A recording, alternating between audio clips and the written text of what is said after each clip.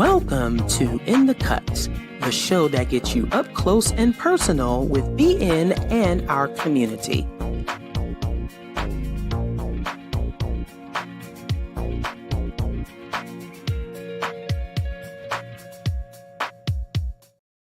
Hello and welcome to In the Cut, the show that gets you up close and personal with Black non-believers and our community. My name is Edith Gray and I'm your host for the show today. If you are new to the channel, In the Cut is a production of Black Non-Believers. We're a 501c3 organization headquartered in the Atlanta area where we connect with other Blacks, Blacks and allies who are living free of religion and might otherwise be shunned by family and friends. We provide a caring, friendly, and informative community. Instead of accepting dogma, we determine truth and morality through reason and evidence. The mission of Black Non-Believers is to provide secular fellowship. We're here to nurture and support non-believers in coming out. We're here to encourage pride in non-religious identities. We educate the people on the history and the current state of non-belief in the Black community. We organize events and charitable causes. BN welcomes you, regardless of your age, gender identity, sexual identity, national origin, or racial identity. However, our content and our work prioritizes the non-religious voices of Black people. At this time, I want to welcome founder and president of Black Non-Believers, Mandisa Thomas, to the show. Hello. Hey, what is going on, Edith? Happy Saturday to you. Happy Saturday. And thank you to everyone who has tuned in today to ITC.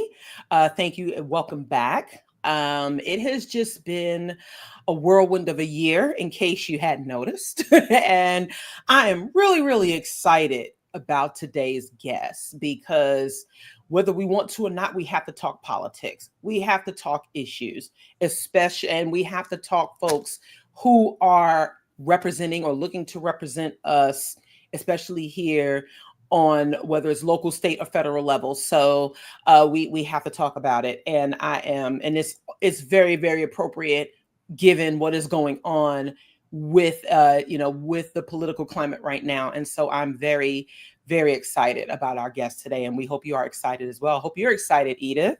Oh yes, yes, absolutely. This is going to be a fantastic show, and we're only going to take a few minutes, to say a few words so that we can get into this interview.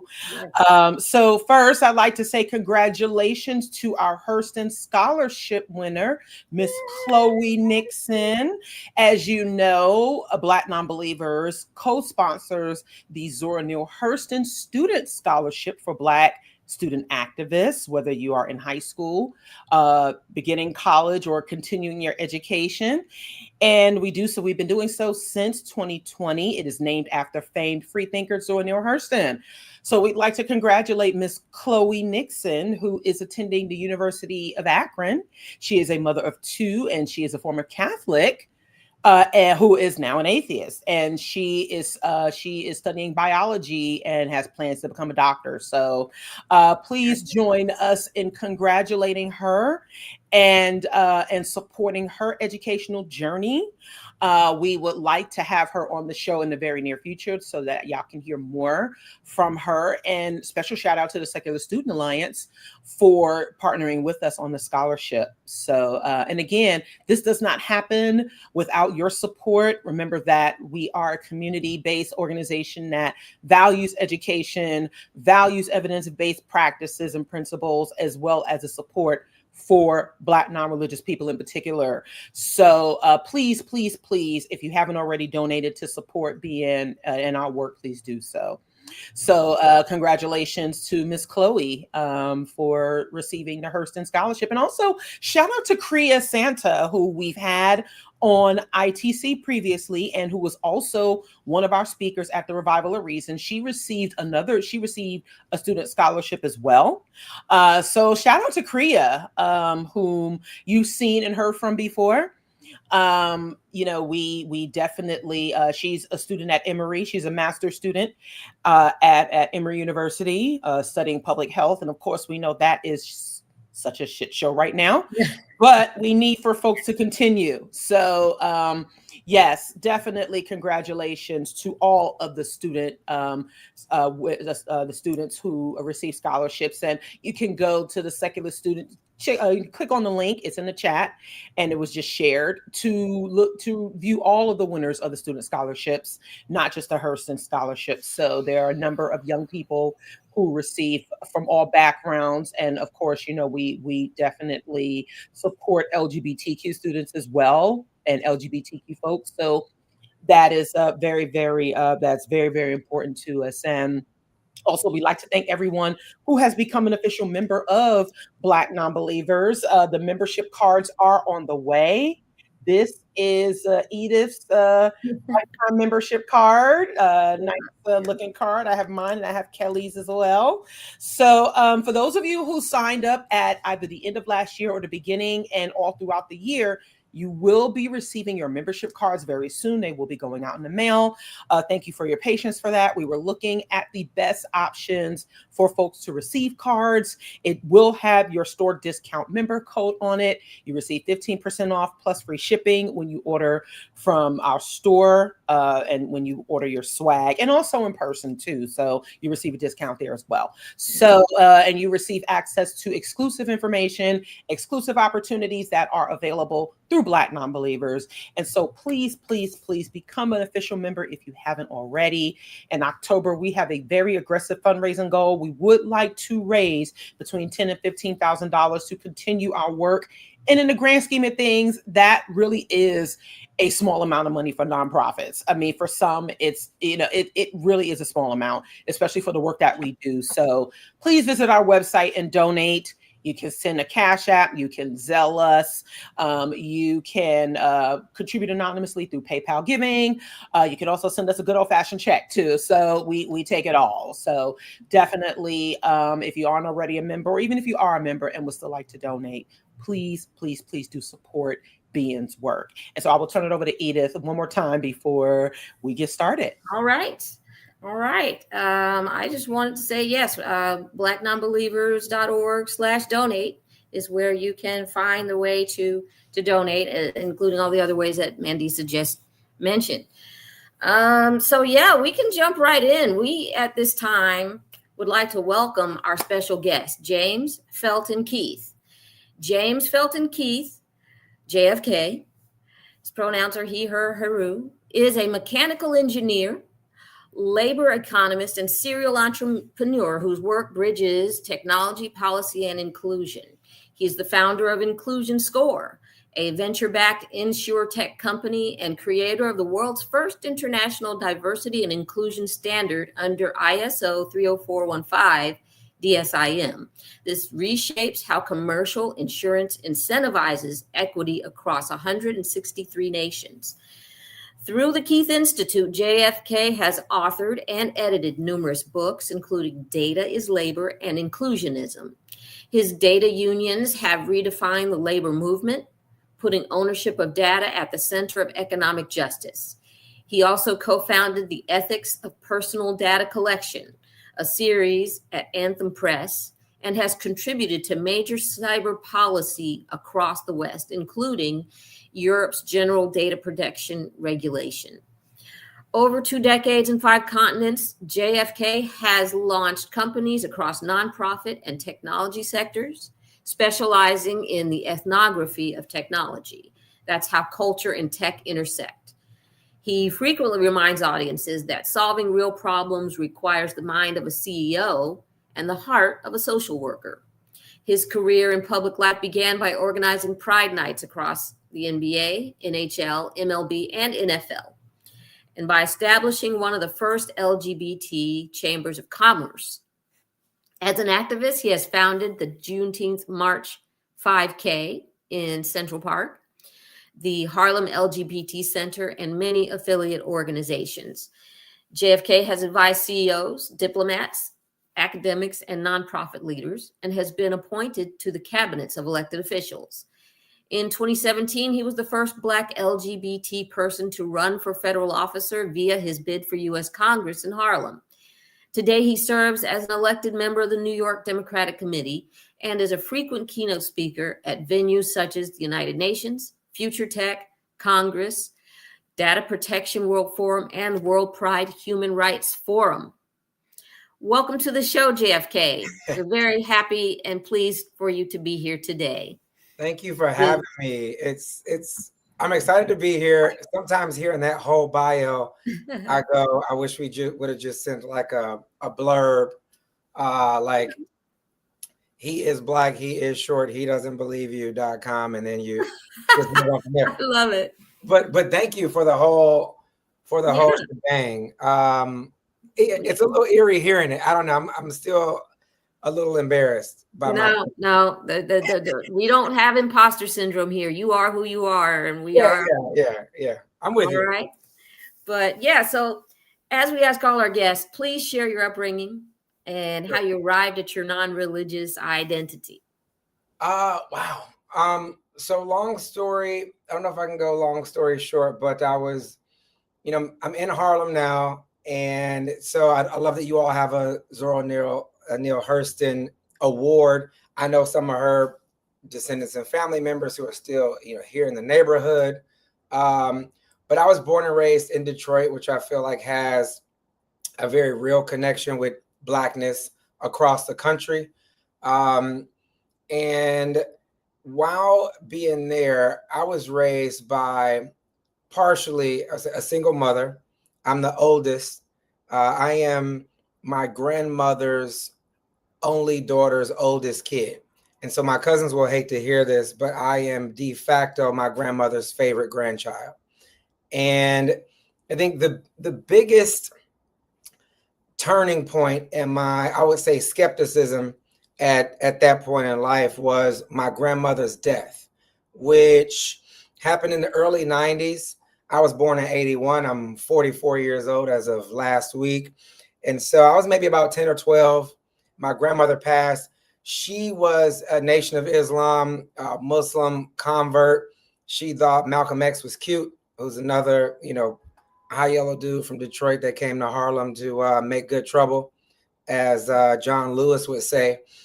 And, in my childhood in the 80s, I just remember my grandmother being our best friend. My mother had to kind of run away with us from my father in the early 80s for her and our safety. And my grandmother, I think, could relate to that because she ran away from my grandfather 20 years before that for my mother and her son's safety. And growing up when my mother had to get a job and go to work, because when I was a very young kid in the early 80s, we could all survive on one income. And so my mother was a kind of stay-at-home mom. But by the mid-80s, she had to go to work. And so my granny was, as we called her name was Khadija Muhammad. But she was the one who would, come around the house and stay with us. And she's the kind of person that everyone called Granny. Everyone loved her. She was like the most beloved person that I knew at that point in my early life. And the dichotomy between her and my mom was sort of good cop, bad cop, right? Mom had to be the enforcer. She had to let us know what the rules are, when to eat our black-eyed peas and string beans, etc. And Granny would give us candy. And anyway, she smoked a lot of cigarettes. And so she passed from lung cancer in the early 90s. She probably could have survived if she had health care, but, we were poor. And so as poor people, even though we had all these Muslims in our family, my mother, her daughter went to Muslim school growing up. But as kids, in order, I think, get a break, especially during the summer or during the school year, we went to Vacation Bible School. We went to sleepaway camp. We went to, the Salvation Army camps. We went to Focus Hope camps. We went to Bible camps. We went to sports camps. Anything that my mother could put my sister and I in, we did it if it gave her a week off from, having the kids. And so we got to see a lot of different types of religion. But I think the biggest turning point for me was when my grandmother died. We were in a Vacation Bible School that was tied directly to our elementary school. And every day they would come in and they would go through prayers with us and basically go through a saving ceremony with us without an actual, baptism. So these weren't necessarily Baptist churches. And we'd say the Lord's Prayer, and we say a prayer to, cleanse us of our sins and bring us towards, salvation, whatever that meant to really, really young people at that point in time. And I remember when my grandmother passed, and the way that the church that engaged latchkey kids at our elementary school. So it was structural, how they engaged the education system. And we were not at a religious school, we were at a regular public school, is the way they would deal with, or help us, at least per what they thought, deal with our grief, is give us a series of prayers to pray that our granny was not burning in hell. And I remember every night around, this is like 1992, 93, somewhere around there, saying the Lord's Prayer and saying an extra prayer after it that hopefully my granny wasn't in hell or in fire and, experiencing fire and brimstone. And over the course of time, I'm a little kid, I'm like 12 years old. And I'm just thinking this whole time, like, oh my God, like shit, granny's on fire. I'm just like, granny that everyone loves, like everyone loved my grandmother. Like we walked down the street, everyone knew her. I didn't realize all the drummers at the African World Festival were actually her boyfriends, because she was quite young at this point. She may have been, my grandmother died at 59, which I remember my mother kind of having a whole breakdown and being really excited when she lived past 59, because it was a milestone for us. We're not one of those longevity families. And I just remember thinking about that. I remember the first day that I woke up and forgot I was, probably exhausted little kid. And I woke up and realized the next morning that I didn't say the Lord's Prayer. I didn't say my special prayer for Granny. And I felt guilty. I felt like she was in trouble because my prayers wouldn't save her. And then over the course of that week, I do remember thinking that that was ridiculous as, a 12-year-old. And so that was, I would say, the beginning of my skepticism. I think if I fast forward a bit through life, my mother got remarried. We were raised by my stepfather. I call my stepfather dad. I wouldn't be here. I wouldn't be a candidate for Congress. I wouldn't have, 20,000 voters in the previous race that we ran and all the support that we have if he didn't help mold me into who I am today. But when they got married, they were, handsome couple. This is the 90s now. I would say they were a bit, social climbers. And so we went to like the most light-skinned church you could identify in Detroit. It was an uppity, ritzy kind of place. And they wanted to participate. They were like, we pretty, look at our kids. Y'all need to fall in love with us. And we want to get jobs and come work out here and do stuff with y'all. So I kind of saw church as a social place that they wanted to go. And they got married in that church. And I remember just being a part of that space, and the religious piece, I started to separate from the spiritual piece at that point. I thought maybe religion was a usable, good thing. It was about community. It was about politics. It was about power. It was about protection. We were going to a very Black church in a Black city that was being targeted by outside forces. And on the flip side, from a spiritual standpoint, I was just falling, less and less out of line with what I should be thinking, I guess, per the doctrine about abstract things. And so that's my childhood and where I was with regards to, my first experiences kind of questioning spirituality and then questioning the structure that religion was. By the time I got to college, though, I went to Tuskegee in undergrad, Tuskegee, Harvard, LTU. I studied mechanical engineering, which, if anyone is not familiar, is a lot of physics. And the more and more steeped I got into physics, the more confident I started to become about how I could decouple from the spiritual parts of the religions that I grew up with and still find individual agency, still find empathy, still find purpose in connecting to people in the broader world. And so, I could get more philosophical. I don't know how deep you all want to go and what I think about these topics, because Like I've written reams of books about these topics. So that's my early story: cigarettes, Granny, the Lord's Prayer, Salvation Army camp. Okay. Fighting over Bible verses, being sad that she, So, idea. Yeah. So do you identify as non-religious? Was there pushback? Was your granny alive when you went this route? How was your community reacting to this evolution in your belief or non-belief? So Granny wasn't that religious of a Muslim. I remember this infamous story. So she was babysitting us one time, and her brother, my great uncle, who just passed away a few years ago, was a devout Jehovah's Witness and an evangelical, missionary in that faith group. And he didn't want to come to my mother's wedding, which was in the church right before she died. He was like, I'll send some money. But that'll be that. But I won't make it to the church. And she was like, I'm a Muslim and I'm going, this is my daughter. This is my kid that you're talking about here. And we're going to love my kid. And you need to, basically bring your ass to the church.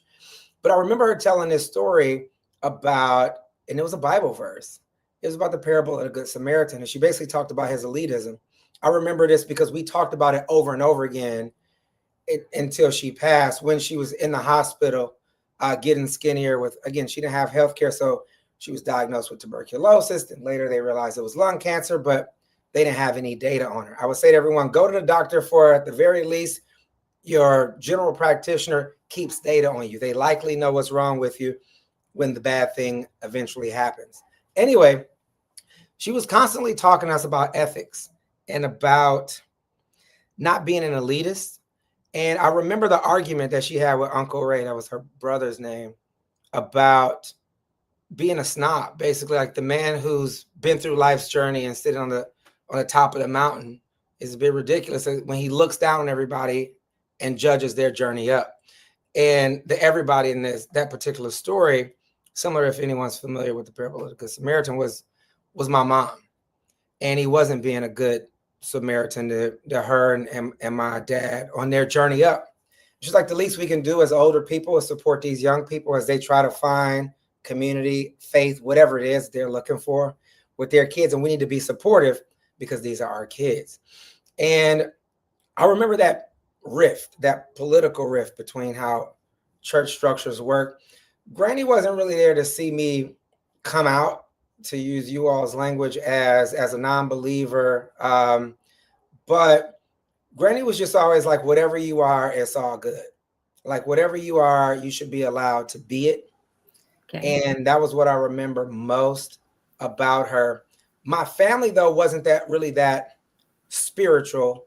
Okay. They were religious more, I think, the political sense. So there was no real pushback. Last thing I'll say to address your question is, by the time I was very vocal about my lack of faith in their spirituality, this is where I think economics comes into play. My second career is I was relatively statuesque financially. So like whatever you think is probably not a bad thing. And it kind of broke my heart a bit because it just meant that a lot of their faith structures were tied to who made what kind of money. It was tied to accolades. It was tied to your titles. It was tied to your resume. So by the time I was telling my family what I thought, they just shut up and dealt with it. I didn't really my family wasn't hyper religious. Like, we need to save you. You need to come over here. Okay. Gotcha. Yep. That was the main thing I was trying to understand about your, coming out as non-religious was because that's a big thing we talk about here on our channel, is about creating community and a safe space for Black non-believers, because we understand that most folks come from a place where there's a lot of religiosity. Yeah. So that was one thing. So yeah. Okay. But what would you say are the biggest misconceptions about 501c3 nonprofit organizations and politics? Number one, that they can't make money. Number two, that they can't make political communications or endorsements anymore. I think Donald Trump has allowed all churches to make endorsements however they see fit.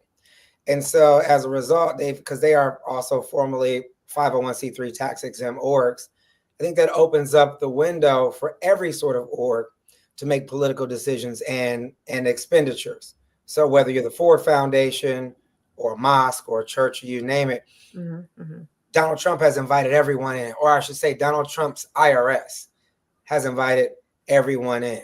Now, they'll likely target folks who aren't Christian that do it, but there's a legal argument. The choice is more about if a 501c3 is available to defend themselves via a legal argument.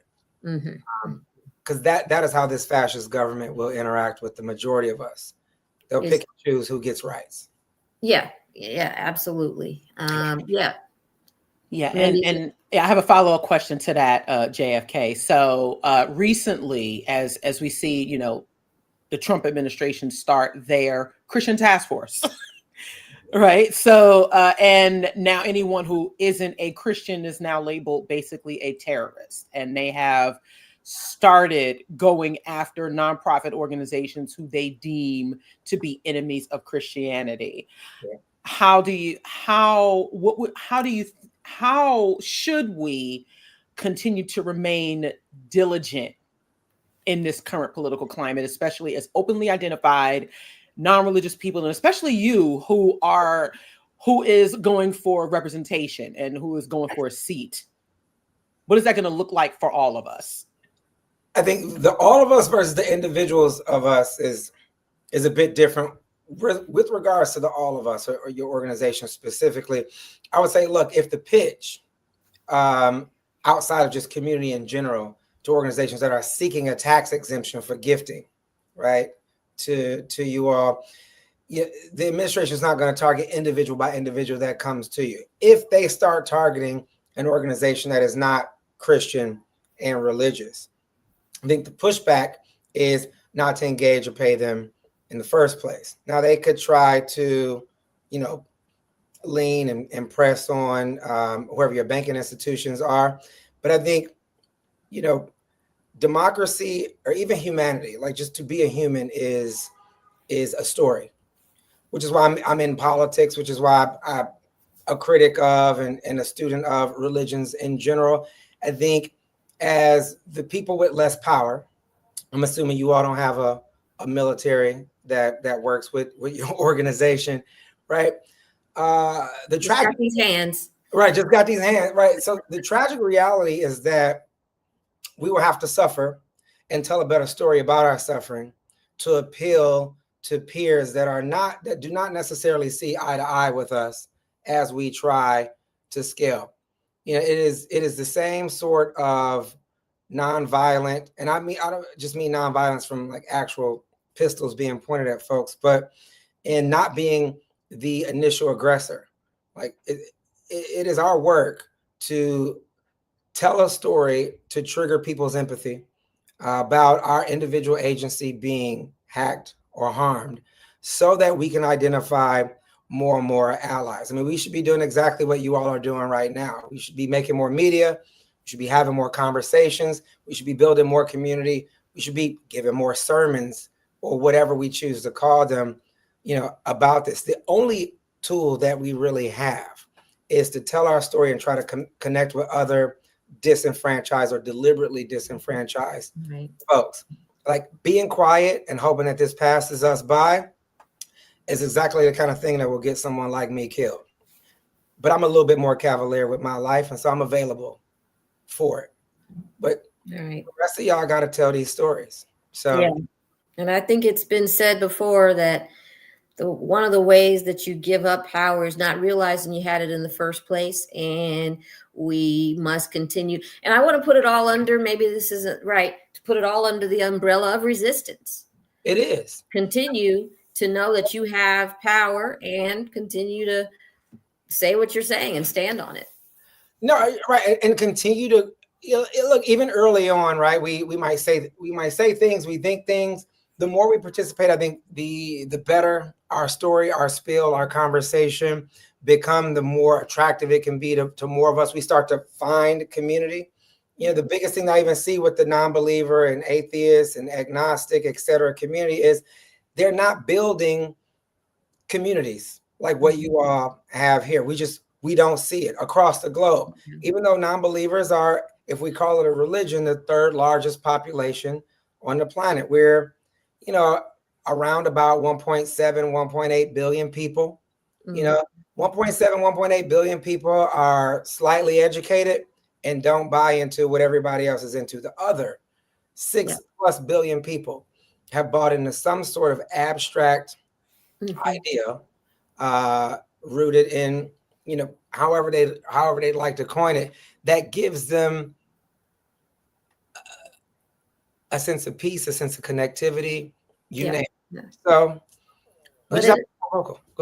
but it also, and it's good on an individual level to some extent, but it also, that same group of folks, that religious leaning is, they take it as a form of privilege, and it's undeserved in a lot of cases. But yeah. I mean, look, when we couple spirituality with the political structure that religions are, like the institutional structure that religions are, I think people can interpret it a lot of different, ways that might be dangerous to people who don't see eye to eye with them. There's a lot of fear that is at play, but look, there's a lot of fear, in general about, what the meaning of life is. I'll say this: a long time ago, I wrote a book called Integrationalism. The subtitle was Essays on the Disincentives for Humanity. And what we really did in that book, this is around 2010, 2012, is we ran a word cloud. As a business guy, I was just leaving business school. And so I was always asking the business question, like, what is the value proposition? Like, what are we actually doing here with these ideas, with these religions? So I've, at this point, fast forwarded 20 years from being that 12-year-old little boy. And what we did was we tried to see. So we ran some early version of what we would call AI today to build a word cloud on all the old books, all the old Abrahamics, all those books, the Quran, the Bible, etc., some Hindu books, some Buddhist books. And we looked for the most synonymous word or the most common synonym, and we brought it to the top of the word cloud. And essentially what every old man in a dress has been trying to tell us for the past 200,000 years, and it's usually a man in a dress. Shout out to dresses. I like a man in a dress. My husband every now and again wears one, or a girl in a dress. As a resident bi guy, literally loved everybody. So I know what it's like to love everybody, even though pastors and imams and they talk about loving everybody. It's like, have you done it? Anyway, the deal is, the main word that came back was connectivity. The meaning of life, per the story that we've been telling each other for the past 200,000 years, since we started documenting life, is that we should be connected, and people want it. So I think the most dangerous thing that we can do as a community of people who have not latched on to a rigid belief system, even sometimes we're in debate, but I've seen that in churches where people don't totally agree about scripture or the delivery of it. They don't like the way the pastor's voice works, or you name it. Something happens. The deal is, the biggest failure we can have is to fail to try to connect with each other and to try to create community. And so that's why I was literally, I know it may not seem like it, but I was geeking out when we started going back and forth about doing this podcast. And I know this is not like, 10,000 member mega church, etc., but it matters that we're just here, having this conversation. So, excellent. Let's see. So, how do you remain motivated to serve in public office with the current presidential administration? I think we might have already touched on this a little bit, but let's get right down to brass tacks. It's I know everybody's struggling, but everyone's struggling. What has it been for you? It's been a struggle, and I had this kid sitting on my couch the other week, and he was happy to help out with the campaign, but generally thought all politicians were like dirtbags in waiting. And he's just like, at what number, at what corporation, who approaches you where you also become Donald Trump? And I was like, damn. That's how you see it? And I was like, look, you have every right to see it that way because people have been bad, right? And people lump us all into one group. I was like, look, I'll be 45 when we win, and we'll win because we already basically took half of the incumbents' electorate without even trying the last time I ran. But also, I'm taller and more handsome than him, and that is just a fact. If you see him, you can Google him.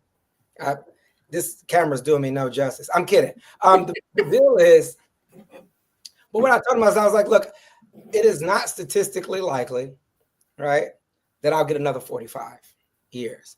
And all I care about, at least believing, keyword, not usually in my regular vocabulary, but I've learned to use it more on the campaign trail. Believing that the meaning of life is connectivity. I just want to spend my time trying to connect with as many people as possible about the thing that really matters. I think the difference between what makes us us and what makes conservatives, not saying they can't be conservative non-believers, but I'm a leftist, is the acknowledgement of individual agency. And I like to play that into the community that I think we build when we're building a religious community. So in my framework that we call inclusionism, I like to say individuals are at their best when they identify with the community. And communities are only, keyword, only at their best when they identify all of their individuals. And what it suggests is that every time a new individual comes out, identifies himself as slightly different, like I'm wearing polka dots today and all of you all are wearing blue suits, you start to hack the community's understanding of what it was yesterday. And that is absolutely necessary. I think that we can design incentives for people to gradually come out in their micro identities over time. And I think it's the only work that matters because where we are right now is really, I think, a result of us feeling distant from each other, feeling helpless as a result of that distance. And we don't feel like it is our obligation or like we owe it to ourselves to come back together. And I think that's the main problem, right? The people in power think that we'll stay exactly like we are. They don't know, though. And what I'm faithful about is my faith is rooted in people because I've seen this happen over and over and over again. We are desperate to be with each other, to be connected with each other. And we're going through that point in time right now where we're being reminded that we need each other in our poverty, in our separation, state by state, city by city, screen by screen. And as a result, we're getting together. I was just on the street corner before here, taking some pictures and doing a talk. And these random ladies would just start walking by like, we know you, we need to take a picture, we need to organize, and they need a reason. And so in our campaign, the reason I'm here is not because I think I'm, some hero in a blue shirt and a, Captain Picard, shirt and a blue suit. I meant to say blue suit. But really it's because I think these people will be their own heroes. Someone just has to step out front and give them a reason to come. Right. So I'm faithful in that. I mean, this is me putting my faith where my mouth is, and it's people. Yeah. I agree with that, and that's for me the humanistic piece that we are capable as human beings. I've seen the good works that good people can do, and so I continue to support people. Yeah, and not so much supernatural powers or things like that nature, because we're doing it, both the good and the bad. Thing. Anytime any religion has also worked well in any religious tradition, it's really been someone doing people work. Exactly. And those are always the stories that we tell. Again, we've never seen, any evidence of, some magical force come out of nowhere and actually saving us. And I get it, people. The brain is an extraordinary thing. Yeah. And people have seen all sort of things that I haven't, and more power to them. But outside of those things happening at scale, I am still worried about the people that I see when I look out this window. New York is New York, so there's always people on the street. Right. I'm worried about all of them. And they not, the rapture happened 2 weeks ago and they still here. So I'm just hanging out with them. Shout out to everyone who was in the rap, No, send us an Instagram picture. Right. DM me. Let me know. Oh, goodness. All right. Well, so I think we also, the next question is also about unity. Yeah. And maybe we you could flesh out Yeah. some issues that you think that can unite us and some actionable steps that we can take. Yeah. Yeah.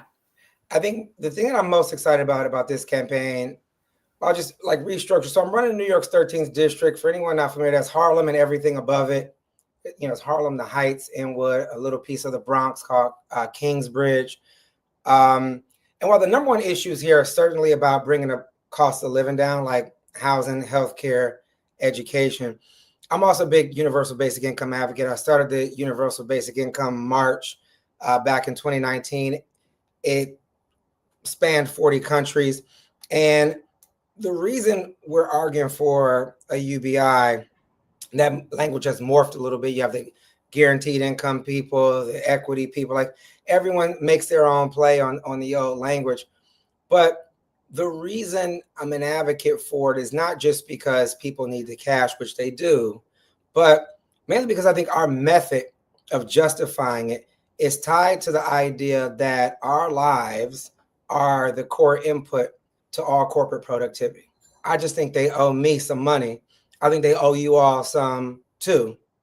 And I think one way that we get the unity that we seek is by talking about how much more valuable we are together. I mean, the reason the big cities are the most valuable places on the planet, they have the highest GDP. If people are not familiar with that acronym, it stands for gross domestic product. Gross domestic product is essentially a measure of transactions. It's a measure of people bumping up against each other saying, I need goods and services. I need products and services, right? I need things I can touch, products, things I can't touch, services. And the more we track that, the more we really start to see our own energy. So I'm going to be very philosophical for 2 seconds.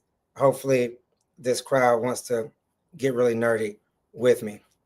In my early life and trying to justify my own value, being a little queer Black kid from Detroit who I feel like a refugee of Detroit, I had to come to Harlem. I had to come to New York to figure out how to be me. And I've always tried to validate my own value. In doing that, I realized it's only validated in caucus with other people. And so when we think about unity, you know, I like to liken, you know, I again, go back to our core philosophy, inclusionism. Inclusionism, I think people think about it like a political framework, but it's a lot more broad than that.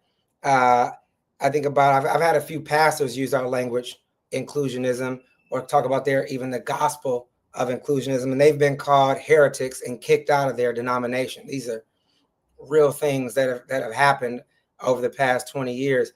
But we have 3 core tenets that we focus on. The first is that you have intrinsic value. And this is a physics analogy. The idea that you have intrinsic value, just by existing, you have value, real tangible value. And I'm talking about value in a tangible way. I'll explain how it's tangible shortly. Second is we derive that value from interactions with each other, only through interactions with each other. So you are valuable at the point that you and I are interacting. Last but not least, we are entitled to an equity stake in some of that value that transpires from our engagement. When I think about unity philosophically, I think about, if you'll indulge me quickly on a thought experiment, I think about if you exist in a frictionless white space. It's kind of wild that a white space would be, you know, frictionless and not valuable at all. No matter is moving, no friction is happening, no energy is transpiring, right? But the moment you're in a dense space, the moment you recognize someone else, the moment you're interacting with someone else, that friction happens, energy transpires. If at the very least you just see another object and you're trying to move around it, navigate it, or just acknowledge it. Our value exists at the moment we recognize each other, the moment that we recognize our potential to connect with each other. And to be very physiological about it, and just to go back to like 3rd grade, if you all remember, we're taught early on that, you know, matter, these tiny little bits of existence, when they move, have any movement, right, or what we would call friction in space and time, energy proliferates, right? We say that mechanical, chemical, electrical energy. Energy is a real thing. It's a tangible thing. It's a thing we can track. Then we get the value, a conceptual thing, not actually a real thing. I like to liken value to energy. And instead of matter having friction to create energy, I think about data being transacted, which is what we do in these cities. and value proliferating. There's as much value in the world, in the universe, in the multiverse, as there is energy in the world, in the universe, in the multiverse. And so I like to say that value is like that of energy. It cannot be created or destroyed, but it can change form. Right now, too much of it is in the form of too few hands. And I think that we can validate our existence by talking about the micro bits of our existence as valuable transfers to the corporations, also which religions are 501c3s are types of corporations. And if anyone's not familiar, corporation is just what we would call a new corpus. That's where that language comes from. The minute you get two or more people together, we acknowledge it institutionally as a new life.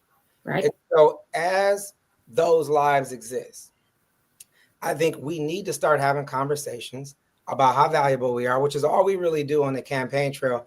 But the difference in what we do when I talk about a universal basic income or equity stake in society's growth, as the economist in the room, I have to look at the fact that our economy is 200 times as productive now as it was when I was a kid or 50 years ago, right? A little bit under 50. Me, Beyonce, and Britney Spears were the oldest millennials. And they're both older than me, by the way. So by a few weeks, but still older. Point is, as we look at that value, right, happen, I want to tie the most micro unit of property that we can distribute to ourselves to every institution that interacts with us, whether it's a governmental institution, whether it's a nonprofit institution, whether it's a for-profit institution, whether it's Google or the people making our clothes, or our hair care, our automobiles, or you name it. And by doing that, we just by using that conversation, I should say, we just achieved that. I was just in Finland last week, and we passed a law across the European Union, that said that people have a property right over the data that represents their face, their voice, and their body. Now, as a politician, as a regulator, I can use that property right to argue, or you can use it on your own with a lawyer to argue that companies that know anything about you, that provide you products and services based on input you've given them, that they owe you some money.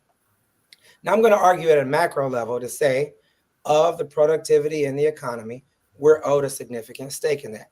I think I can calculate about $2 to $2.5 trillion a year that individuals are owned. And if you spread that around the adult community, which are people with agency, children don't have it, it's tied to adult, then it turns out to be a basic income of about $12,000 to $16,000 a year, depending on who you are and where you are. Right. We'll probably make a little bit more money in Philly than they are in the middle of Arkansas somewhere. Right. But $12K in Pine Bluff is not a bad deal versus $16K in Philly. Philly costs a little bit more. Sure. So in order to get real unity, we have to talk about how valuable we are as a collective. And by creating these new rights that we have written in the law in the EU and that we will write in the law here, post whatever sort of chaos will ensue with Donald Trump, we have a rare new opportunity to collective bargain or seek collective redress, or what we would just call organized labor, unionize around our value. And I think that people like us, people with faith in humanity, people who trust in our potentiality to be connected, will lead that argument to validate our lives and not just suggest that, well, we'll figure it out. The good Lord will help us get on well. Like, I would love that to be true. Again, I'm still worried about the people that I can see walking on the street corner that didn't make it into the rapture last week. So right. So yes. Very interesting. Yeah. I think that does help for some of us who'd heard about universal basic income. This was a really good take on that. It really did, behind the value of just us being humans. And I love that tie between physicality, and energy. Yeah, it makes a lot of sense. So yes, thank you. Yeah, there's no way that Elon Musk is worth 500 billion units of energy when I'm literally over here being this cool. Like, or anyone else for that matter. When we talk about other people, I know we love our cultural icons. I think when I was in college, Lil Jon used to come to our parties. I'm a Kappa with the Tuskegee. We hung out in Atlanta a lot. And we used to do a chant at our parties, and it would go like from the window to the wall. I will not finish the rest. And he took our song and made it. And I've never had a down moment. I wasn't, funny looking in 2001. And his girlfriend was sitting on my lap, and the deal was he got to make a good song. And I'm not saying as an artist that he wasn't worth 2, 3, 10 times as much as we are per our input to his creative productivity. Right.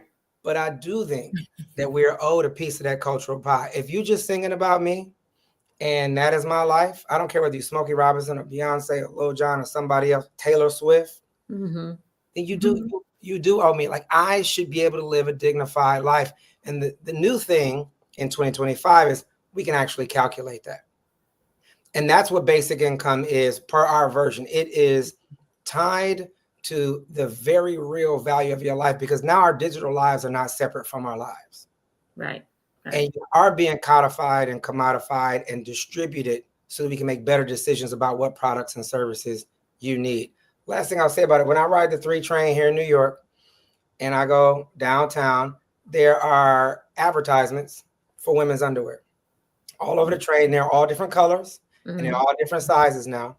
But when I was a kid, all the underwear was Madonna's underwear. It was Coney, it was white, it was Fruit of the Loom. It looked uncomfortable. I haven't worn any women's underwear, so I don't know if it was actually uncomfortable or not.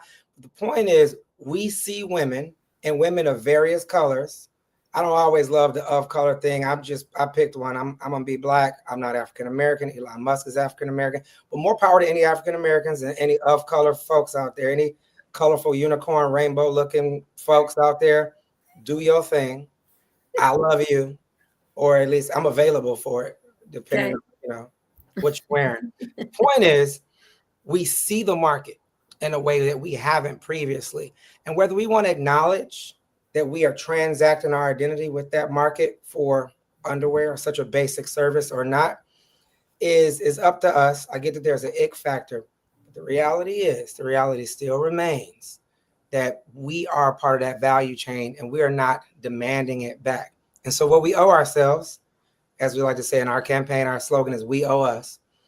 It is a call to action. It's what we owe. Like, the dignity that we owe ourselves is to go back out and take it. We have to make better arguments for why we owe it. And so that is why I'm running for office, because ain't nobody gonna make this argument, at least the way I think I can. So yeah. That's great. That's great. So I have to say, first of all, I was born and raised in Jamaica, Queens, in New York. I'm a New York City native. So I am just loving the fact that you are running for a congressional seat, especially up there in Harlem and in the north side and the southern part of the Bronx, South Bronx. So I just wanted to ask, as a from an organizational standpoint, because we do partner, we have movement partners as an organization. Have you connected with the Congressional Free Thought Caucus and also the Center for Free Thought Equality? These are organizations that help non-religious candidates, and if they want to run for office, or if they are running for office, they help for resources. And then the Congressional Free Thought Caucus, Representative Jamie Raskin, Jared Huffman, and others. So there is a growing representation of non-religious representatives. Does that give you more inspiration as we continue to grow and face this administration? Yes, and I think it's necessary. And look, and I love that Jamie does it while wearing his yarmulke, right? To go like, this is my culture, but I'm still free thinker guy. And I think so much of our Jewish community up here fall into that bucket. So I'll say yes. I think we have done some outreach, but we need help. Yeah. Because we're going to be on the black hand side of what it means to be a free thinker, and some of these folks want to know, like, well, how are you delivering? It's like, well, I'm gonna talk about it like I'm from Harlem. However the hell y'all talking about it probably ain't gonna resonate. So we need, maybe a BN liaison, or if y'all have other separate groups, 501c4s or 6s, etc. Look, I mean, that's we're early. So our campaign, the election date is June of next year, June 23rd of 26, right? And so I don't think that those orgs will release their questionnaires until probably around December. We're going to try to hit all of them. And at the same time, I'm still going to be like who I am like next Sunday, I'm speaking at Canaan Baptist Church, which was led by Martin Luther King's chief of staff. And, I'll be at a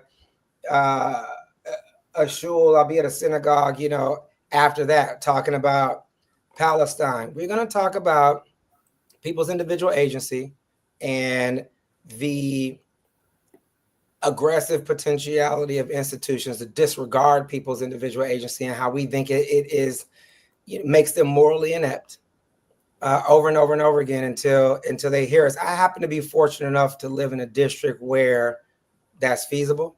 I'm not running in the middle of Tennessee or the middle of Michigan. But yeah, we'd love to connect with all those, caucuses so that we can give them more voice going forward, because I think there are a lot of people like us who are out there who, even with these caucuses existing, don't feel like there's someone speaking to them. And they may be in the middle of the country or in California or you name it. Right. So we have to have all voices at the table in these United States if we plan to still be these United States of America. That's right. Agree 100%. JFK, this was an absolute honor and a pleasure. Oh my gosh, we enjoyed this conversation so much. Wonderful. I think the audience did as well. So thank you. I can't see. I see they've been saying stuff. Yeah. Do my Chuck Schumer. I can't. Yeah. Yes. Yeah. We definitely have to check back in with you. If you know anyone in New York's District 13, yes. Please do visit the website. Yeah. Visit JFK's website, point them to his direction, and check him out, and give us. And we're speaking as individuals here. Check out his campaign. Yeah. So thank you so much for being here giving us your time. Yeah. We really do appreciate you. And so we'll let you go because we know you probably got a billion things to do. So happy Saturday, y'all. Yeah. All right. Thank you so much. All right. Thank you. Bye-bye. Oh, that was fantastic. And yes, indeed. Yes. And so this is the type of information that we bring y'all, folks. We let folks know we always want to amplify, especially non-religious folks, especially non-religious Black folks who are serving the public interest, who are representing our interests. And, if you are interested, if you would like for us to start a C4, that takes money. That takes for y'all to support more of the work that we do so that we can have more of a political voice in as far as legislation is concerned. Yep. All of these things take, and it only takes a little bit. So yes, please do support our fundraising please support our fundraising goal this month in particular. So yes, we absolutely, again, we're gonna share. We have the link to JFK's website. If you are in that district, or if you know people who are, or if you just want to support him, please go check out his website. Yep, there's a lot online. There's plenty of YouTube videos. JFK has been in the realm, if you will, for at least a decade. And just looking back at their work, you would be remiss if you didn't find out more about this individual. One thing that he touched on that we should that I wanted to keep in mind for our organization is about how we probably need your donations now more than ever, because there's probably going to be legal fights coming up. There will be court dates at the very least. So now more than ever, we do need your support. We need a legal defense fund. We need that type of support. And I will talk offline with the board about setting up a trust. Yeah. That makes it harder for the government to get at our funds. Yes. Things like this. So that was, again, a wonderful choice in guest today, because it just got all the wheels turning. Yes, it does. Yes. Yes, indeed. So I'd like to give a shout out to Oh my gosh, I need to star this again. So shout out to Slick and Slacious for the 2 super chats. We had the first one was $19.99 as a super sticker. Thank you so much. And the second one was $49.99. Thank you once again. Thank you for your support. Again, we really do appreciate it.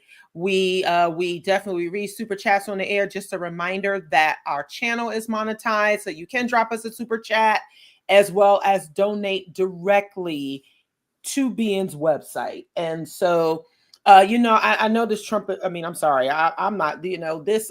I don't think we are as big as some other organizations that they can try to bully, but it doesn't mean that they won't try to bully us nonetheless. So we definitely have to be on guard for that. And we are going to need bullies go for weak. Bullies go for the small folks. That's who they. Yeah. Sorry. No. Go ahead. No, you're right. You're absolutely right about that. That's what makes them bullies, because they're always picking on somebody who is not the same size. Right. Absolutely. So, anyway, before we get into the events, I know we have some that we share, but tomorrow, our very own Cynthia McDonald will be speaking with the Baltimore Ethical Society. This is a virtual event. She will be presenting the secular case for reparations. So please do join them at 10:30 a.m. To hear Cynthia, our very own Chi-Town affiliate leader, talk about the secular case for reparations with the Baltimore Ethical Society. I just shared that link in the chat. Please do. It is kind of a short notice, but I mean, it's been up for a while, but we've been meaning to share that for a while. So if you have time tomorrow morning to tune in to hear Cynthia speak on reparations, please do. The meetup information is there, and you can tune in. And so we will get into the other events that we have coming up. October 11 through 12, Sacramento, California, 3rd annual Free Thought Day. It's free to attend. You can also support the welcome reception on October 11th and purchase lunch at the event on October 12th, 11 a.m. Pacific Standard Time at the California State Capitol building. BN is a sponsor for this event. And shout out to all our friends at Black Humanists and Nonbelievers of Sacramento. Yes, shout out to Masha, Ricky, and Bakari, as well as David Diskin, who is the president of California Free Thought Day. They were one of the sponsors. They sponsored the Revival of Reason, as well as Women of Color Beyond Belief previously. And so congratulations to them on their 23rd California Free Thought Day. I had the opportunity to speak there in 2015. And we've supported the event in years following. So yes, if you know anyone in that area, please do have them show up to California Free Thought Day, where there'll be some speakers, and say hello to the folks at the Black Humanists and Nonbelievers of Sacramento and the other groups that will be out there. The northern part of the state has a very robust community out there. So you definitely want to check them out. Nice. Yes. Awesome. Yes. Yep. And again, that's at freethoughtday.org. And then we have Sunday, October 19th in Detroit, Michigan, BN and Michigan Atheists Apple Orchard Fun. That's going to be at 4 p.m. Eastern Standard Time at Blake's Orchard and Cider Mill. And you can find more information at meetup.com, BlackNonbelievers of Metro Detroit. Let's see what else we've got going on. Yeah. And go ahead, Edith. Sorry. There's also in Detroit, the BN and Michigan Atheists Spooky Fun at 7 p.m. Eastern at Blake's Haunted House. Purchase your tickets in advance, and it includes multiple attractions. You can find out about this at meetup.com, BlackNonbelievers of Metro Detroit. So it's going to be fun. Both of those events on the same day, the apple picking in the afternoon and followed by the Spooky Fun Haunted House in the evening. So we've also got some Halloween-themed events in Atlanta, Chicago, and they're going to be announced shortly. I don't know You can give us a teaser, Mandisa, about any of those? Yeah, so Cynthia and the folks up in Chicago are going to be they're going to be collaborating with one of the groups up there, and I'm actually going to be speaking after our bowling meetup, which we had a really good time at. One of our members was looking to do something at her place, and so I'm wondering if she'd be willing for us to have like a Halloween gathering. We'll definitely help her out there. It's in College Park, so it would be accessible to definitely close to us. So so I want to speak with her and her family about us doing something for at her place to hang out and have fun and have a good time, dress up, have a wonderful time there. So, definitely we'll talk to her about that. And so when we get that together, we'll definitely we'll announce it before the next ITC. So yeah, we love Halloween. We love the fact we love festivities. We love holidays. It's important for us to continue to remain joyous and liberated, because that is ultimately what they want to take away from us. Oh yeah. We cannot let them take our joy away. Right. We can't. Right. And that is the thing that rains on their parade. To see somebody else happy, they can't stand it. Can't stand it at all. Yes. And so this is why we try to bring you these events, so that you can be in community and enjoy each other and enjoy yourself. So yeah, and speaking of being in community, another event that we are having is going to be November 1st through the 9th. We've got SeaCon. As we do, like we always do, you can join us on a cruise ship. This one, we're going on the Carnival Horizon. This is a state-of-the-art ship. It features an IMAX movie theater, 12 plus dining options, a sky ride, and a lot more. So we're going to be sailing from Miami, Florida. Again, that's November 1st through the 9th. Our ports of call are going to be Ocho Rios, Jamaica, Grand Cayman Islands, and Cozumel, Mexico.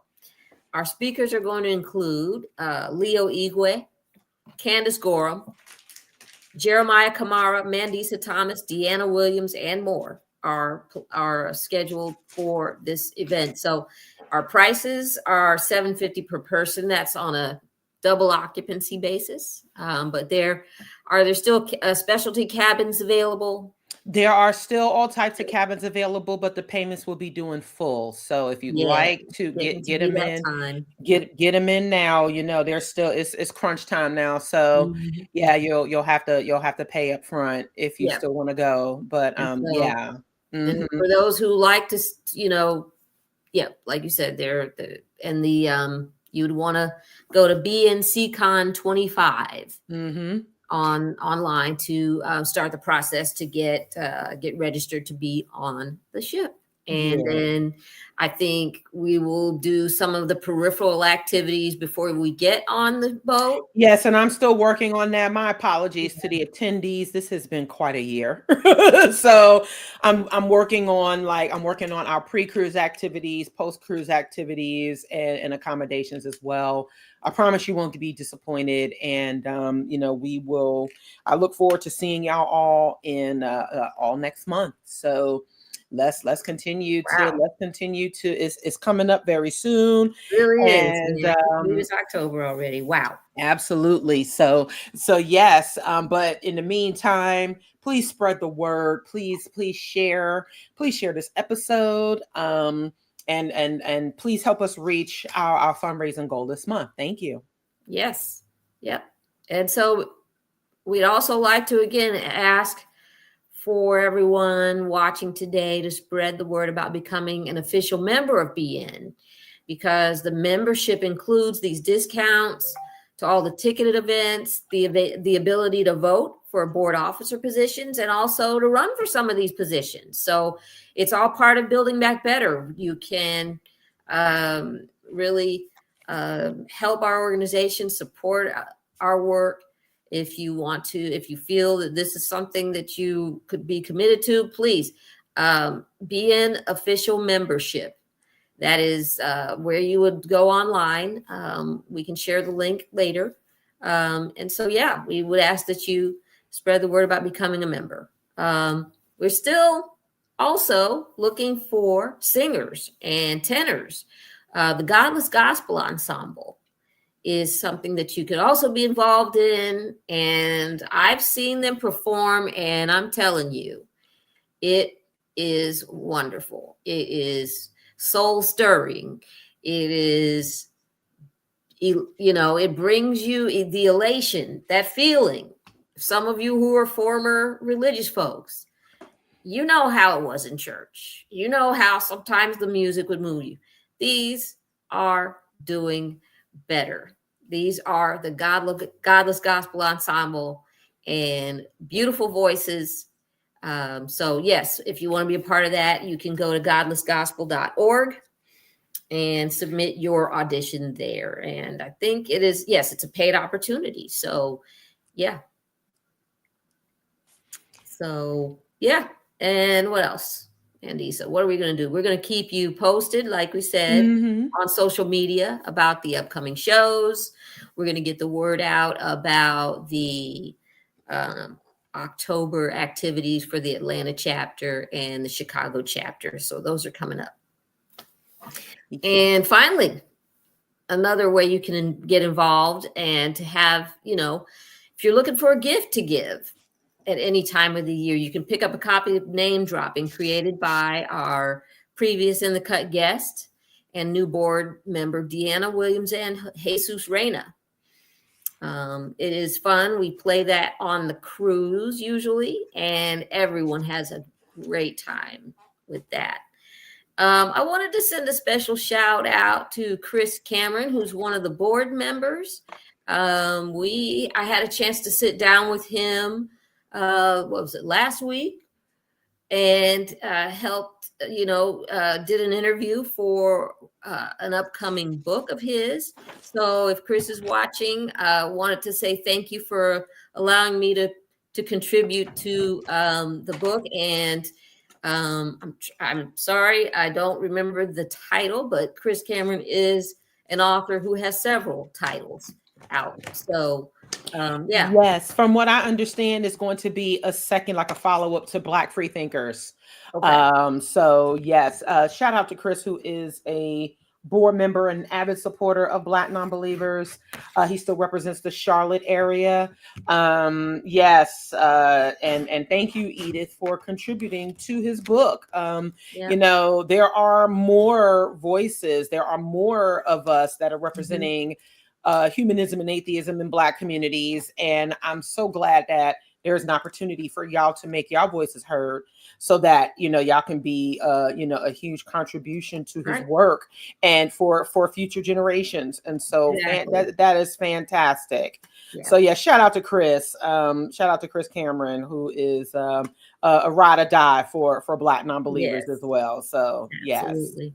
But yeah, that was something that I wanted to just bring to the fore.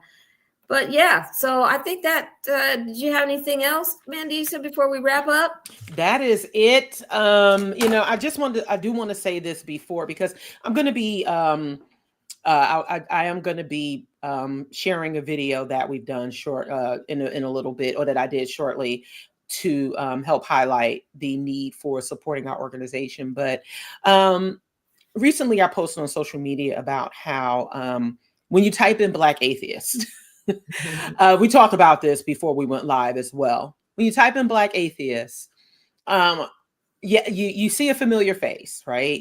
My picture does come up. That was something that I had never expected or anticipated happening ever, like even when I got started. But what also comes up is Black Nonbelievers. It actually, if you type in a Google search on Black atheists, there will be a description about how organizations like Black Nonbelievers provide support and community for those who need it. Yep. And that speaks to the impact and the hard work that we have been committed and dedicated to since 2011.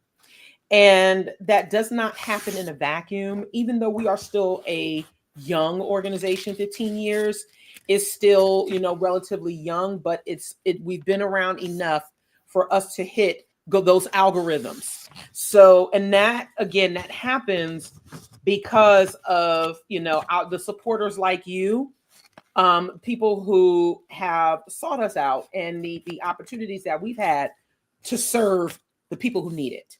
And in order for us to continue to do that in different ways, that it takes your support, it needs your support and continuous support in order to do that. And we do so. It's an honor for us to be here.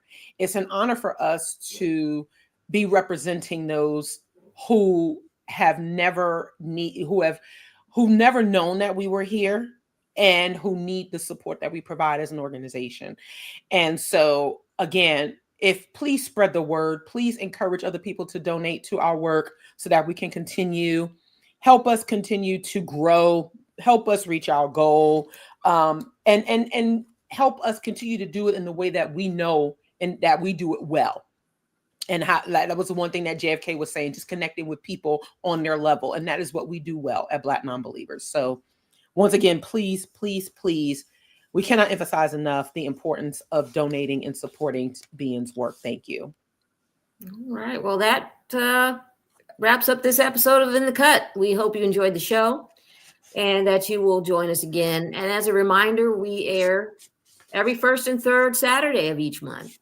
So please don't forget to like this video and spread the word. So you can follow us at Black Nonbelievers, Instagram at BNonbelievers Inc., and X, formerly Twitter at BNonbelievers. The B and the N are capitalized. You can subscribe to us on YouTube. As we said before, our channel is now monetized, and we thank you all for tuning in and supporting us. And find your local BN affiliate on Meetup, or join all of them.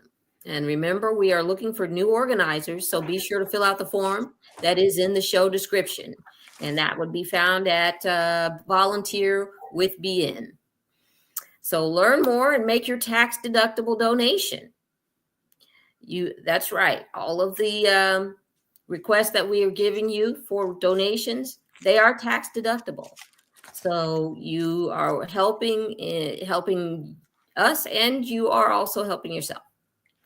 So if you want to represent BN even more, you can get your swag. We have t-shirts, hoodies, mugs, shot glasses, and more from our online store. And if you become a member, you can receive discounts on all of those products. So anyway, that's what I've got for you today. Right. It's been a great show. Yes. And one last thing, Edith, shout out to Sharon, who is in the chat and in the stream today. Thank you for the Cashapp. Remember that we are on Cashapp at Black Nonbelievers. Nice. And shout out to Frank Jones, who is in South Carolina. I'm about to mail off your BN swag right after this show. So, so it's talking about awesome. Shopping at our online store. I'm about to mail off the package. And thank you all once again for tuning in. Thank you to James Felton Keith for being such an amazing guest for our show. And thank you, Edith, for being our wonderful host for the show. Welcome. So thank you. This was so fantastic. All right. Well, take care, everybody. We'll see you next time. Bye.